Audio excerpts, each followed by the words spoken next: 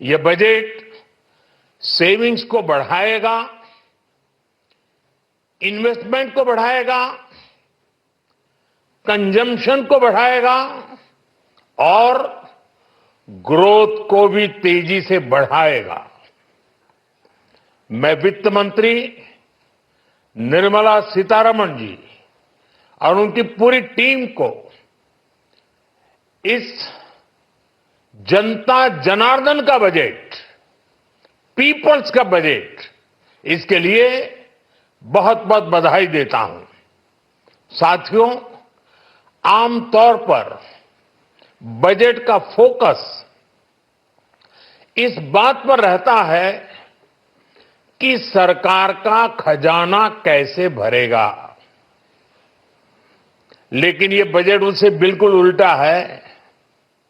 लेकिन ये बजट देश के नागरिकों की जेब कैसे भरेगी, देश के नागरिकों की बचत कैसे बढ़ेगी और देश के नागरिक विकास के भागीदार कैसे बनेंगे, ये बजट इसकी एक बहुत मजबूत नींव रखता है। साथियों, इस बजट में रिफॉर्म की दिशा में महत्वपूर्ण कदम उठाए गए हैं। न्यूक्लियर एनर्जी में प्राइवेट सेक्टर को बढ़ावा देने का निर्णय बहुत ही ऐतिहासिक है। ये आने वाले समय में सिविल न्यूक्लियर एनर्जी का बड़ा योगदान देश के विकास में सुनिश्चित करेगा। बजट में रोजगार के सभी क्षेत्रों को हर प्रकार से प्राथमिकता दी गई है। लेकिन मैं दो चीजों पर ध्यान आकर्षित करना चाहूंगा, उन रिफॉर्म्स की मैं चर्चा करना चाहूंगा जो आने वाले समय में बहुत बड़ा परिवर्तन लाने वाले हैं। एक, इंफ्रास्ट्रक्चर स्टेटस देने के कारण भारत में बड़े शिप्स के निर्माण को बढ़ावा मिलेगा, आत्मनिर्भर भारत अभियान को गति मिलेगी। और हम सब जानते हैं कि शिप बिल्डिंग ये सर्वाधिक रोजगार देने वाला क्षेत्र है। उसी प्रकार से देश में टूरिज्म के लिए बहुत संभावना है। महत्वपूर्ण 50 टूरिस्ट डेस्टिनेशन, वहां पर जो होटल्स बनाएंगे, उस होटल को पहली बार इंफ्रास्ट्रक्चर के दायरे में लाकर टूरिज्म पर बहुत बल दिया है। इससे हॉस्पिटैलिटी सेक्टर को, जो रोजगार का बहुत बड़ा क्षेत्र है, और टूरिज्म जो रोजगार का सबसे बड़ा क्षेत्र है, एक प्रकार से चारों तरफ रोजगार के अवसर पैदा करने वाला एक क्षेत्र को ऊर्जा देने वाला काम करेगा। आज देश विकास भी, विरासत भी इस मंत्र को लेकर चल रहा है। इस बजट में भी इसके लिए भी बहुत महत्वपूर्ण और ठोस कदम उठाए गए हैं। 1 करोड़ पांडुलिपियों के लिए संरक्षण के लिए, मैन्युस्क्रिप्ट के लिए ज्ञान भारतम मिशन लॉन्च किया गया है। साथ ही भारतीय ज्ञान परंपरा से प्रेरित एक नेशनल डिजिटल रिपोजिटरी बनाई जाएगी। यानी टेक्नोलॉजी का भरपूर उपयोग किया जाएगा और हमारा जो परंपरागत ज्ञान है उसमें से अमृत निचोड़ने का भी काम होगा।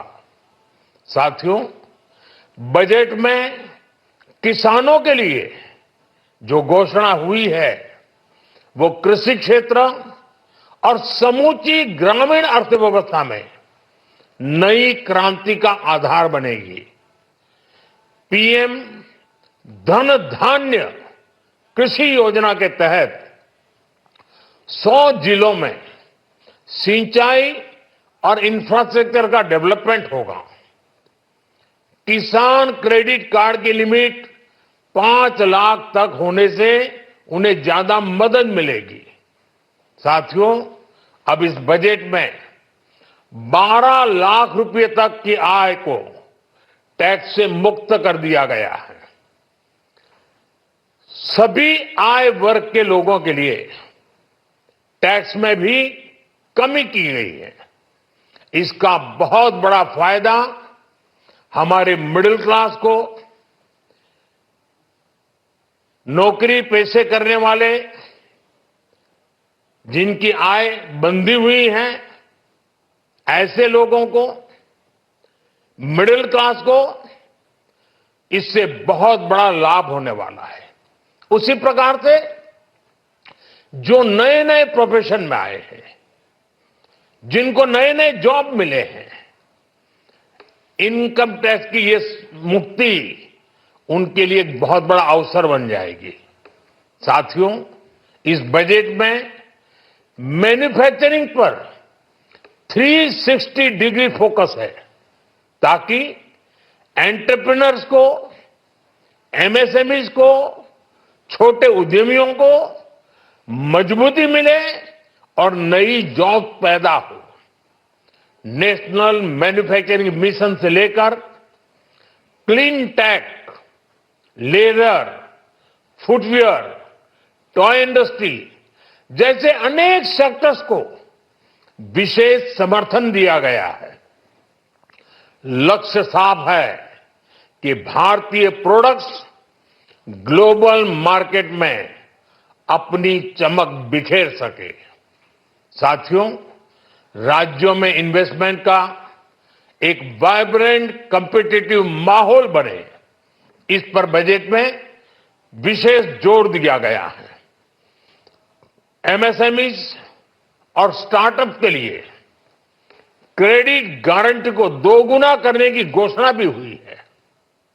देश के एससी, एसटी और महिला जो नए उद्यमी बनना चाहते हैं, उनको 2 करोड़ रुपए तक के लोन की योजना भी लाई गई है, और वो भी बिना गारंटी।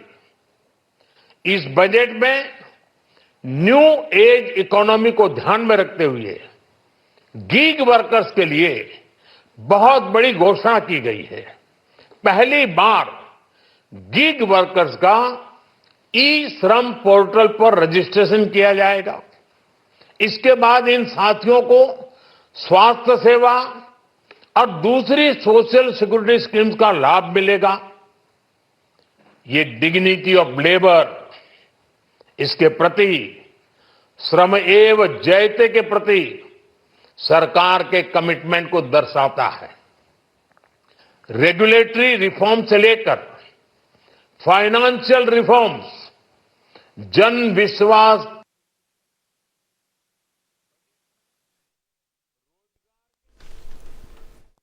गवर्नेंस के हमारे कमिटमेंट को और बल मिलेगा। साथियों, ये बजट न केवल देश की वर्तमान आवश्यकताओं को ध्यान में रखता है, बल्कि हमें भविष्य की तैयारी करने में भी मदद करता है। स्टार्टअप के लिए deep tech fund, geospatial mission और न्यूक्लियर एनर्जी मिशन ऐसे ही महत्वपूर्ण कदम है।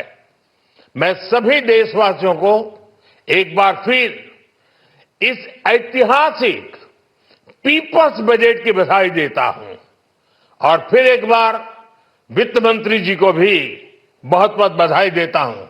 बहुत बहुत धन्यवाद।